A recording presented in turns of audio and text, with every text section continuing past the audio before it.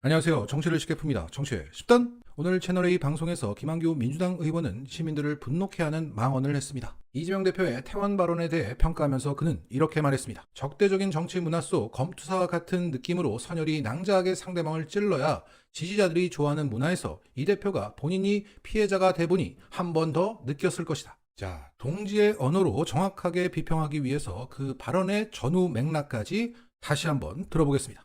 이재명 대표의 발언은 제가 최근에 들은 이재명 대표 발언 중에는 뭐 가장 좋은 축이었던 것 같아요. 왜냐면 저 개인적으로 이 적대적인 정치 문화, 네. 항상 이렇게 토론회에서 싸움을 붙이고, 그러니까 항상 저도 이 검투사 같은 느낌으로 콜로세움에 세워져 있는 검투사, 네. 그것도 그냥 찌르면 안 되고 선열이 낭자하게 찔러야 예. 지지자들이 좋아하는 뭐 이런 정치 문화에 대해서 이재명 대표도 본인이 일단 상대가 돼서 피해자가 되어 보니 한 번 더 느낀 게 있었겠죠. 근데 저는 더 나아가서 네. 당 내부에도 그런 갈등들이 있거든요. 뭐 저희 당 내에도 그런 갈등이 있고, 뭐 국민의힘 내에도 이준석 전 대표가 나가기 전에는 또 그런 이제 갈등들이 있고, 이제 그런 부분에 대한 문제 의식도 한 번 더 이야기를 하셨으면 조금 더 공감을 얻지 않았을까라는 생각이 들고, 이제 네. 당무에 복귀하게 되면 당무 운영에서 그런 모습을 보여줘야 국민들이나 뭐 당원들이 더 진정성을 이해해 주실 수 있을 것 같고, 저는 이준석 전 대표가 국민의힘을 탈당하면서 기자회견을 할 때도 비슷한 얘기를 했어요.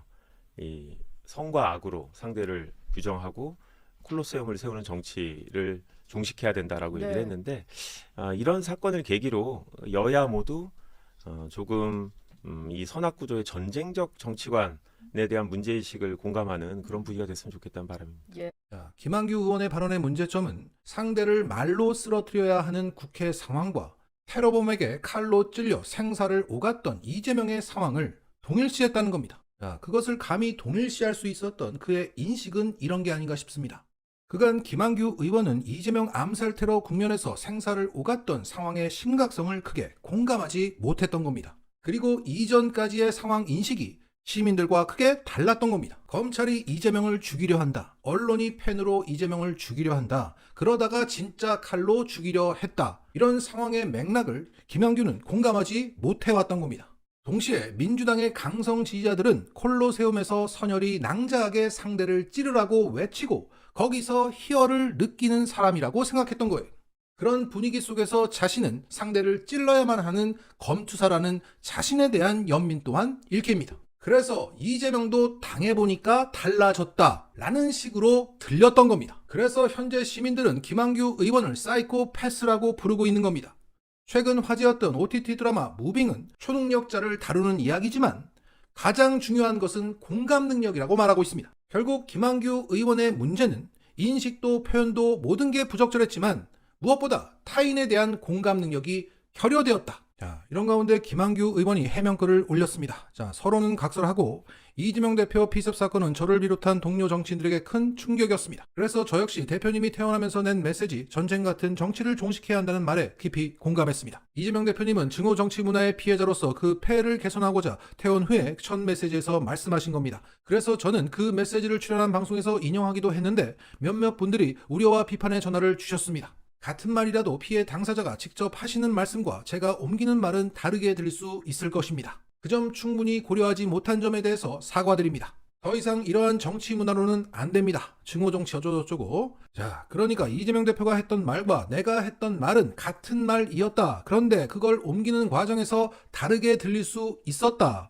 오해하게 만든 점을 사과한다는 겁니다. 자, 사람들은 그게 그거하고 같아? 라고 묻고 있는데 같아. 미치겠습니다. 공감 능력이 없어요. 깔끔하게 사과를 했다면 모르겠는데 이렇게 해명해서는 제기는 힘들어 보입니다. 그리고 김한규는 왜 자꾸 제3지대를 두둔할까? 이낙연도 박영선도 왜 이럴까? 그리고 언론들은 왜 자꾸 양극화된 정치가 문제라고 하면서 제3지대 신당으로 사람들의 눈을 돌리려고 할까? 답은 간단합니다. 자신이 소위 있는 사람이기 때문입니다. 자, 이런 맥락에서 다음 뉴스는 있는 사람을 위하는 윤석열의 벤틀리 발언을 쥐겠습니다. 어제 윤석열의 민생토론회 발언 영상이 크게 회자되고 있습니다. 업로드 하루 만에 이 영상은 120만 뷰를 넘고 있고 그 댓글을 보면 소장하고 싶다, 다들 봐야 한다, 눈물이 난다는 등의 반응이 많습니다. 내가 겪고 있는 현실의 이유를 잔인하게 보여준다고 생각하는 것 같습니다.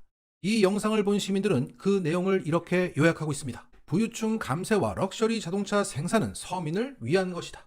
자, 여기서 윤석열은 부자들 세금, 특히 종부세를 깎아줘야 한다며 장황하게 얘기를 했는데 그중 국빈 방문 때 72억짜리 벤틀리를 타본 경험을 자랑하듯 말하면서 그 벤틀리 세금을 낮춰줘야 벤틀리 만드는 서민들의 일자리가 생긴다고 했습니다. 그리고 동시에 있는 사람은 부담은 되겠지만 그게 뭐 절체절명한 건 아니라고도 말했습니다. 하지만 결론은 있는 사람한테 세금을 뜯으면 서민은 죽는다였습니다. 그러니까 있는 사람은 절체절명한 것도 아니라서 세금을 내도 되는데 서민을 위해서 내게 만들면 안 된다는 소리입니다. 이런 대단한 헛소리를 했기 때문에 시민들은 아연실색했고 시민들 눈에는 그의 태도와 자세 또한 거슬렸나 봅니다. 제가 경제학과 출신으로 지금도 이 부분에서 일하고 있는데 정말 대한민국 대통령의 시장경제 논리 수준이 저 정도라니 참 슬픈 현실입니다. 60년 살면서 이런 무식하고 얼빠진 대통령은 처음 본다. 이 무식한 말을 듣는 것 자체가 너무 우라가 치민다. 이번 투표가 얼마나 중요한지.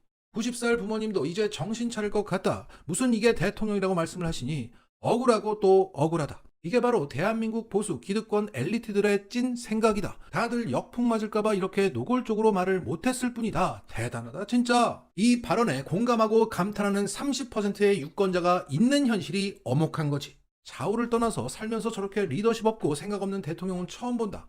지인들 술자리에서 할 얘기를 저기서 하고 있네. 아는 거 없이 미련한데도 태도와 말투도 겸손하지도 않네요. 건들건들 공손과 거리가 먼 태도에서부터 사용하는 언어의 저급함, 경제에 관해서 서민들로서 이해할 수 없는 논리는 국민 모두의 대통령으로서 부적절한 사람임이 증명되는 것 같아요. 씁쓸하고 부끄럽고 화가 나네요. 두서없이 말하면서도 단어 자체를 제대로 못 말하고 멈칫거리고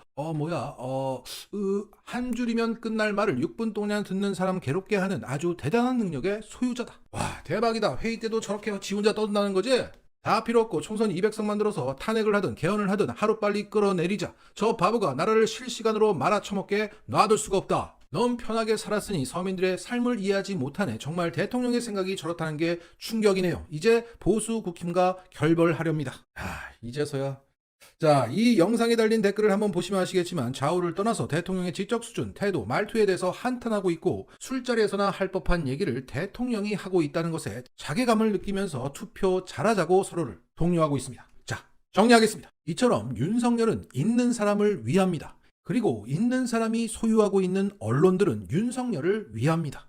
여기서 언론들은 민생 파탄의 원인을 양극화된 정치 때문이라 하면서 자꾸 제3지대 신당으로 눈을 돌리게 만듭니다. 어차피 국힘 30%가 있으니까 나머지 중도층을 흔드는 겁니다. 유시민 작가가 말했듯 다음 총선은 국힘당에 과반을 줄 것인가 민주당에 200석을 줄 것인가의 선거지 어중간하게 주면 여기서 변하는 건 없습니다. 결국 윤석열이나 이낙연이나 이준석이나 박영선이나 김한규나 언론이나 여기서 변하지 말자는 겁니다. 극단적인 대통령이기 때문에 극단적으로 심판해야 현실은 바뀌는 겁니다.